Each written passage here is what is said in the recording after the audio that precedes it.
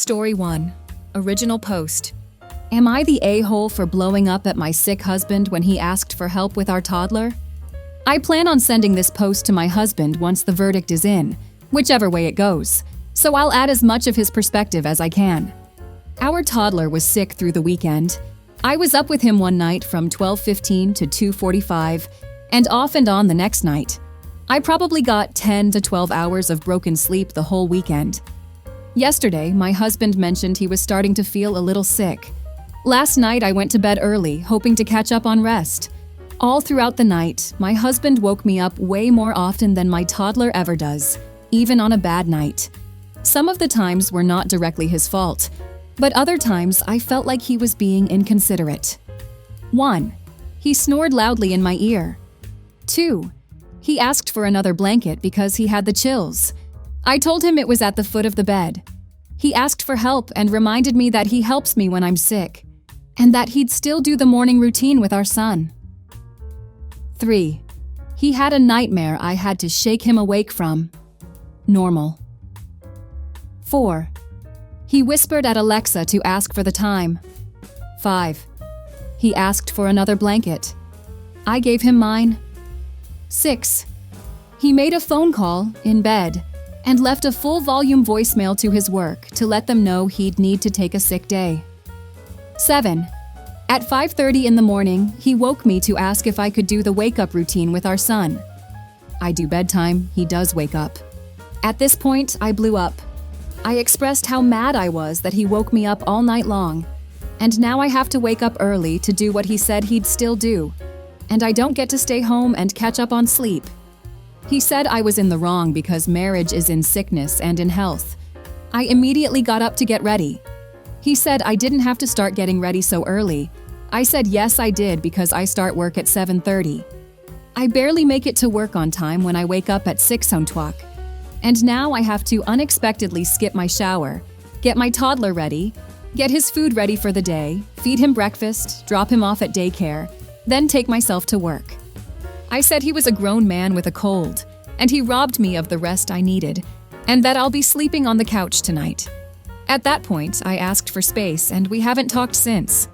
I was late for work, which is a big deal at my job. I might be the a-hole for blowing up at my husband when he asked for support during an unexpected illness. Am I the a-hole for being mad at my sick husband? Now for the comments. Not the a-hole. It's one thing if you slept all night and he was up all night sick, and he woke you up and asked you to handle the morning routine. It's another when he's willfully kept you awake, waking you up for extra blankets, asking the time and making a loud phone call is absolutely willful behavior from him. Your angry feelings are valid. If this is a one-time thing, when he's better, circle back and have a discussion. If this is his typical man flu cold behavior, he needs to stop it. Sleep deprivation is cruel. Not the a-hole 100%. How do you wake someone up to get a blanket? At the foot of the bed. And start making phone calls in bed when someone is sleeping? I mean, that is just rude. If he doesn't know where the blankets are in the home, why? Does he not live there? Not the a-hole. Being sick, working, and caring for a sick child is terrible. But your husband is an adult and needs to be somewhat self-sufficient and considerate. He can't help that he had a nightmare or snored, but waking you up for a blanket twice, asking for the time, and making calls in the early hours from bed is incredibly self-centered. And he did not help during the weekend when toddler was sick. Not the a-hole women are expected to care for family and children on our deathbeds, but men are not held to the same standard. While it's understandable that your husband felt awful and needed some help, he could have minimized the amount of disruptions like waking you just to ask for blankets that are already on the bed. The snoring may be due to congestion, which he can't help. You need some rest, so it's best if you sleep separately until he is better. Not the a-hole. As moms, we are generally expected to just carry on as normal when we are sick. I don't know why dads are any exception. The making a phone call in bed while you're trying to sleep would have made me crash the fuff out. Because who in their right mind thinks that is an acceptable location for such an activity? Be for effing real. He's a whole adult male asking you to get him extra blankies? No. Phone calls in bed? No. When my husband is sick, he sleeps in the spare room. I don't ask him to, he just does. He still gets man-cold vibes, but he really does his best to not be disruptive. Not the a-hole. This. Dude kept waking her up with pathetic bids for attention. Can I have another blankie? I'm cold. Remember, I'm sick. Alexa, what time is it? I can't sleep because I'm sick. Hi, boss. I can't come into work because I'm sick. He wanted OP to stay up stroking his fevered brow all night like she did with their toddler the night before. OP is not the a-hole. You're running on fumes, of course you're upset.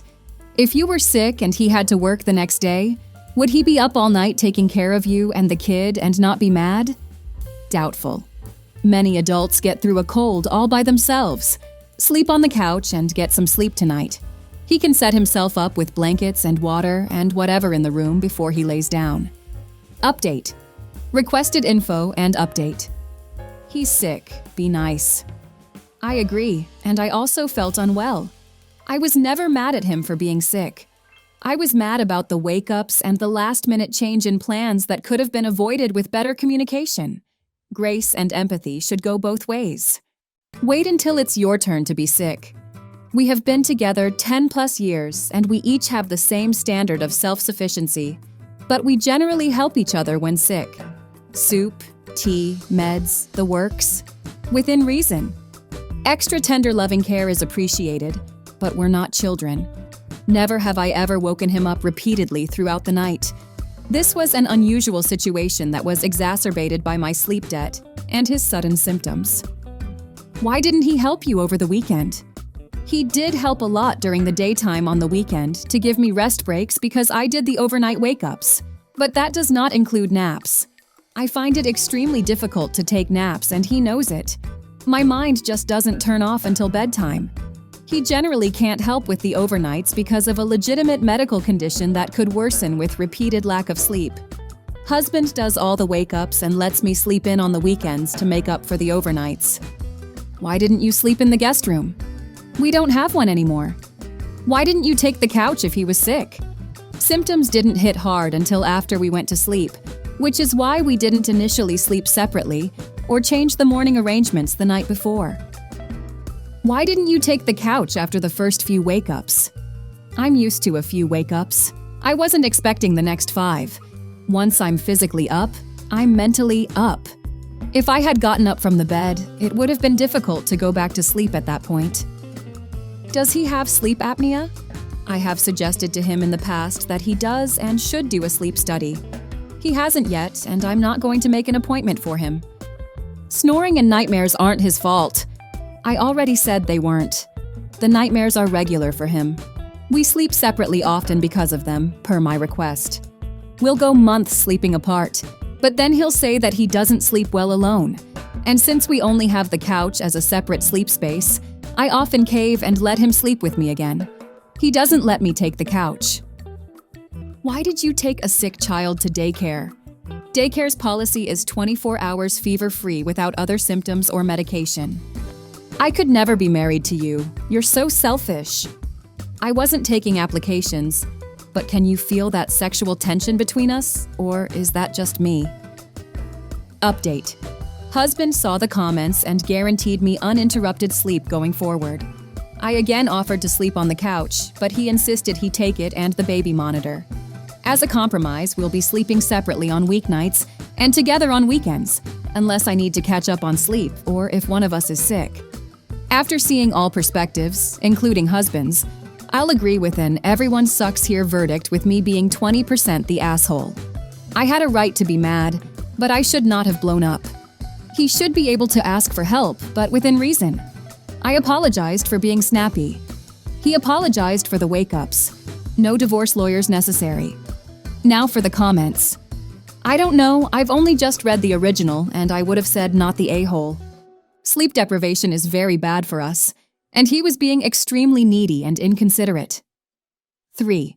Bad night's sleep in a row is rough, and it doesn't sound like a normal night's sleep is that great to start with. As someone who knows some Olympic-level snorers, they always say, "But don't judge me. I can't help it." It's true, they can't help it. but none of them take any responsibility for the havoc it wreaks on their partner. Well, one ex did, but he was not happy about needing to use a simple throat spray before bed. Stopped it dead, though.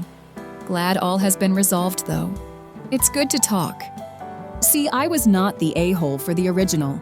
Let's all take a moment to remember sleep deprivation is a form or torture that is banned specifically in the Geneva Conventions. That being said, and glad y'all worked on a compromise. I hope it works out. After reading both, I also agree not the a-hole. I find myself stuck on him making a phone call from bed to call off work, but needing to ask Alexa what time it was. Look at your damn phone. He clearly had it in bed or right next to. So I'm sticking with he is the a-hole. I disagree you were the a-hole at all, but yay for communication and compromise. Well done, sounds like you dealt with things constructively. I went sleep study light, where they sent a thing to stick on my finger to check for apnea. Results were inconclusive. I now have an iWatch that is not a medical device, but I wish I'd bought it before spending the money on the inconclusive test. The iWatch does check for breathing disturbances, but is not FDA approved, but it has a side benefit of being a watch. I'm building up a month worth of data before going back to doctor to help where I should go next for why I'm so tired. There are other options with brands like Garmin, Samsung, but on the higher end models, but I'm an Apple user, and typically by the time you spec the others up, it's not too different in money, and I don't have to retrain my brain or clunky connect to my phone.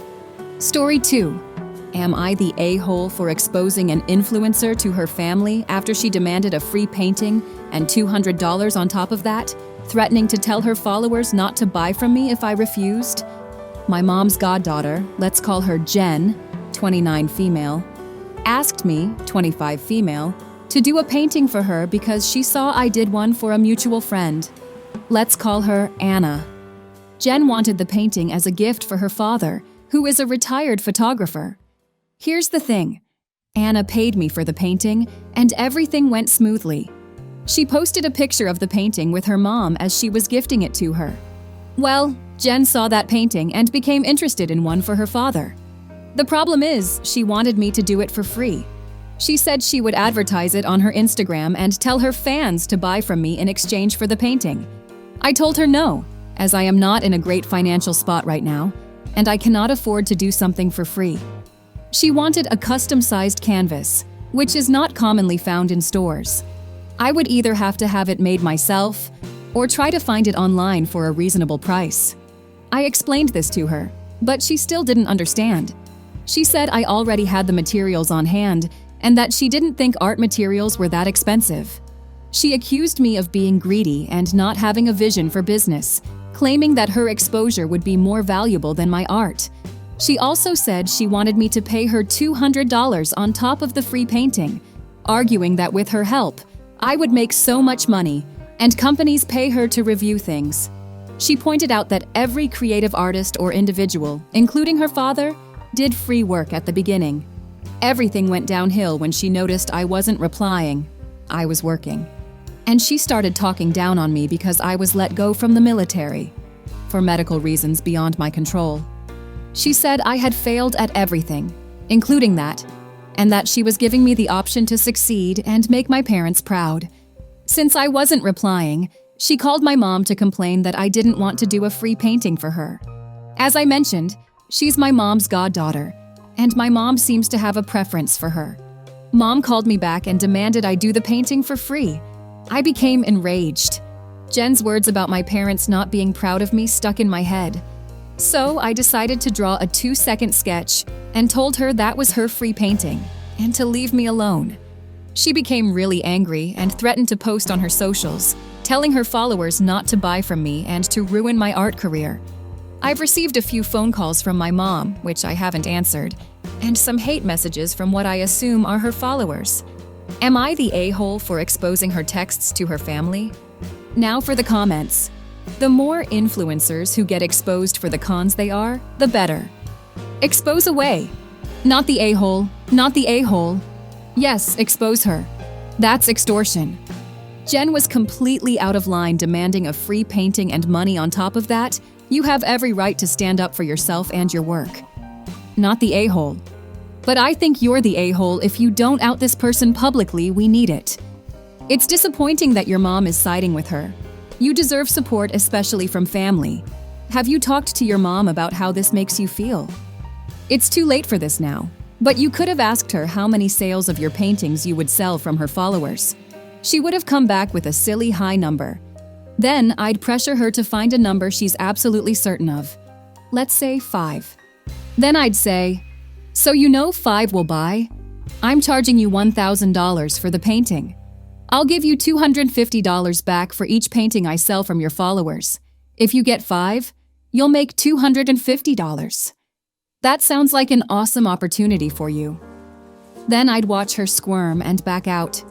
She's a lowlife who wants everything for free and has no problem manipulating others to do so.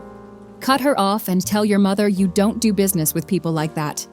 As someone else with epilepsy, those texts are extremely offensive, and you should 110% expose them to anyone and everyone possible.